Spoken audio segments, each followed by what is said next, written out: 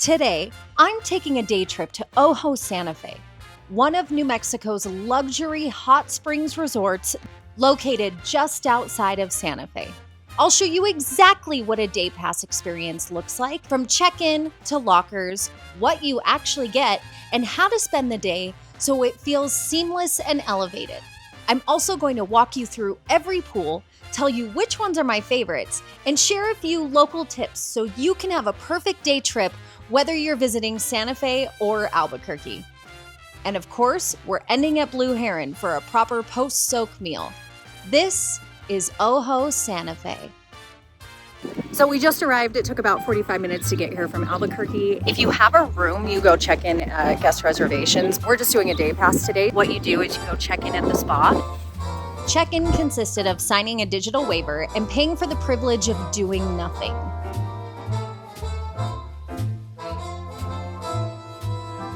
I transformed from person into spa person and set off for the pools.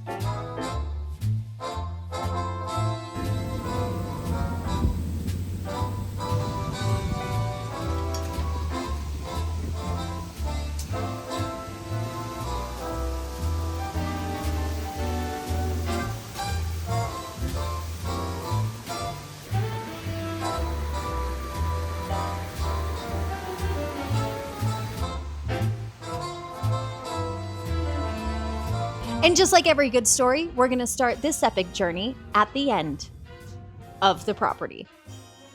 First stop is the hottest pool on the property, tucked right behind the saltwater pool. The temperature here is properly hot. More like the best hot tub you've ever found, not just like spa water. And because the jets are loud, this area naturally feels a bit more social.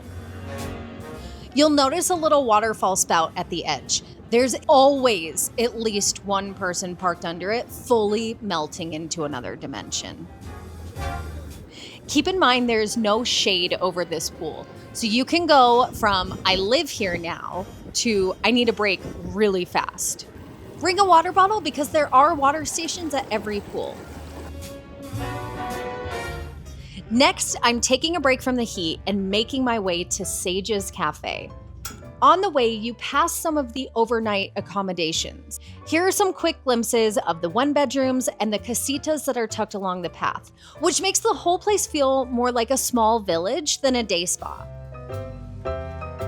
The Sage's is a relaxed, casual cafe on the property. Very no shirt, no shoes, no problem vibes, but elevated.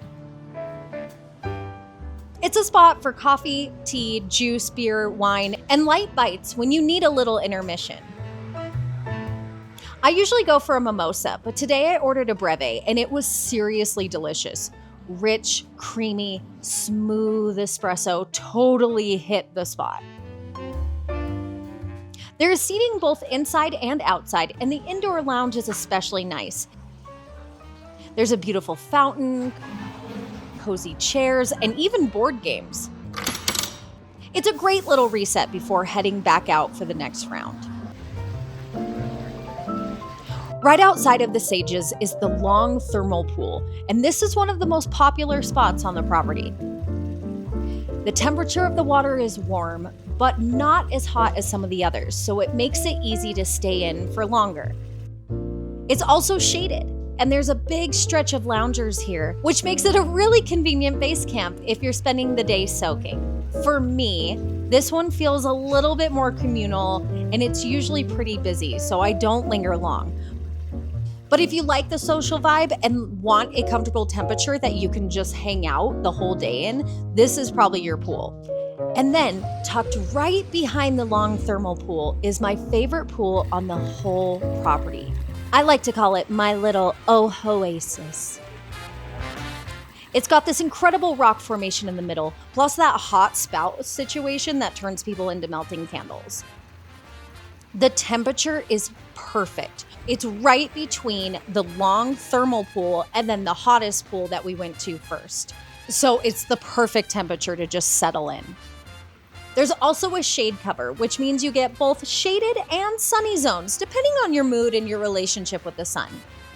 And the vibe is exactly what I want from a place like this. Quiet, but not weird about it. You're not going to get shushed for having a quiet conversation. It's beautiful, it's romantic, and if I only had time for one pool at Ojo, it would be this one. And finally, these are what I like to call the bowls. The most photographed pools at Ojo. The Ojo pools that you've definitely seen on Instagram. They are perched right on the edge of the pond, and they're honestly stunning. Temperature-wise, they're a little bit cooler than the Ojo-asis, still a little warmer than the long thermal pool, and it's the quietest soaking area on the property.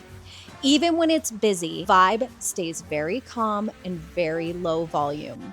Because these are the first pools you see when you arrive, they do tend to fill up quickly, but there's a lot of space to settle in loungers, and they even have hammocks nearby. Now, this is my personal preference.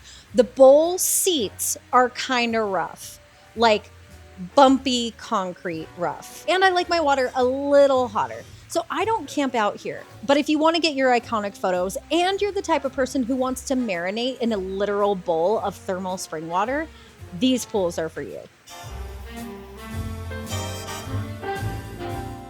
After a full day of soaking, we ended our day at the Blue Heron, the main restaurant here at Ojo Santa Fe. It's the kind of place you want to go after a hot springs. The menu leans more New Mexican-inspired fusion than traditional New Mexican food, but there's definitely some local touches. To start the meal, I ordered a glass of Prosecco. They do have other wines, beer, and cocktails if you want to turn this into like a full day experience. For lunch, we ordered the brisket sandwich on gluten-free bread with truffle fries and the Wagyu green chili cheeseburger with their regular fries. The brisket sandwich was good, but I'll be honest, the gluten-free bread was not great. Like, aggressively not great. The brisket was excellent, really flavorful and tender, and the truffle fries were exactly what I needed after a long day of soaking. The quality of the burger was okay. Today seemed a little off for the food situation. Now, to be fair, because I've eaten at Blue Heron 4 times total now, every other visit I've had is really solid. Great food and great experience. This day, though, the service was unusually slow. There was only a few other tables, and it took a really long time to get checked on. So after we asked for the dessert menu, our server disappeared for what felt like an actual hour. I've been back since this filming, and it was much better. So I really do think we just caught him on an off day. If you are doing the Blue Heron, I'd still recommend it. Just leave a little time, especially if you're trying to eat, and then head back out for more soaking. So if you're wondering what a day pass experience at Ojo Santa Fe actually looks like, it's really simple. Arrive, check in, lockers, and then you're free to move about the property at your own pace. And that's the best part. You don't need to rush it.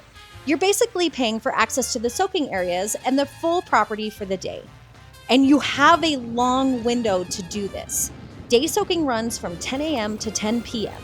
So even if you don't show up right at opening, you still have plenty of time to soak, take breaks, eat, and settle in. The only thing that changes depending on the day is how busy it feels, especially around the more popular pools. And if you're visiting Santa Fe or Albuquerque, yes, this is the perfect day trip. It feels very New Mexico, it's stunningly beautiful, and it's the kind of place that gives you that land of enchantment moment without having to plan like a whole itinerary. And if you want my quick favorites, the Ojo-asis pool is my absolute favorite, the hot pool is my second, and the bowls are just iconic for the views. Ojo Santa Fe is the perfect day trip if you want to feel like a pile of mush after. If you want the all-access pass to New Mexico's best experiences and the most elevated things to do in Santa Fe, Albuquerque, and beyond, make sure you hit subscribe. I'm building the ultimate luxury travel guide, and I'm taking you with me. So until the next one, bye.